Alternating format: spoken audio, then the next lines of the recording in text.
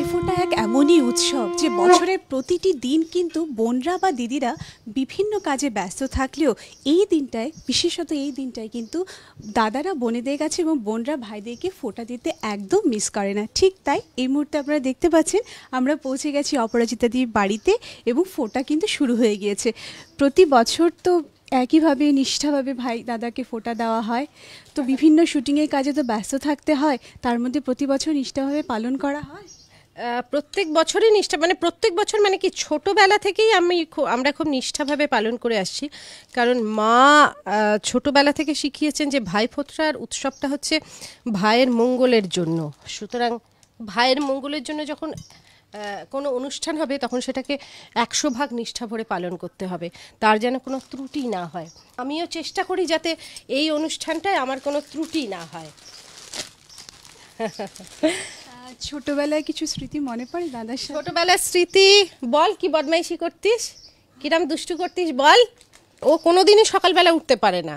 এবার ছোটবেলায় মা ওকে চুলের মুঠি ধরে বসাতো, ও হয়তো সেই রাগে আমাকেই 2-4 কিলচর ঘুষি দিয়ে দিত, তারপরেও স্নান করতো না, ও দাঁত মাজতো না, কিছুই করতো না, ফোঁটা নিতে বসে যেত।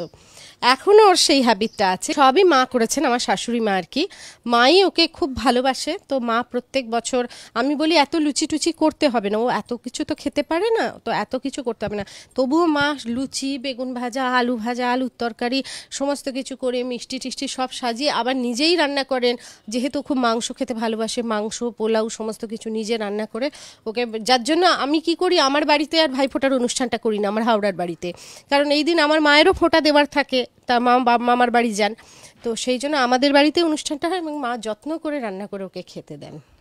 ভাইয়ের জন্য গিফট কেনা হয়েছে? হ্যাঁ, ভাইকে এই যে পাঞ্জাবি দিলাম, আর আমার মা খুব ভালোবাসেন, আর আমার দাদা আমার জন্য এই জন্য বেগুনি সালোয়ার কামিজ, এই রংটা মভ কালারটা আমার খুব পছন্দ, ওই জন্য নিয়ে এসেছে। আপনারা দেখতেই পাচ্ছেন যে ভাইফোঁটা এক এমনই উৎসব যাতে সবসময় আমরা সব বোনরা, সব দিদিরাই কিন্তু ভাইদের মঙ্গল কামনা করি, এক নিঃস্বার্থ ভালোবাসার বন্ধন।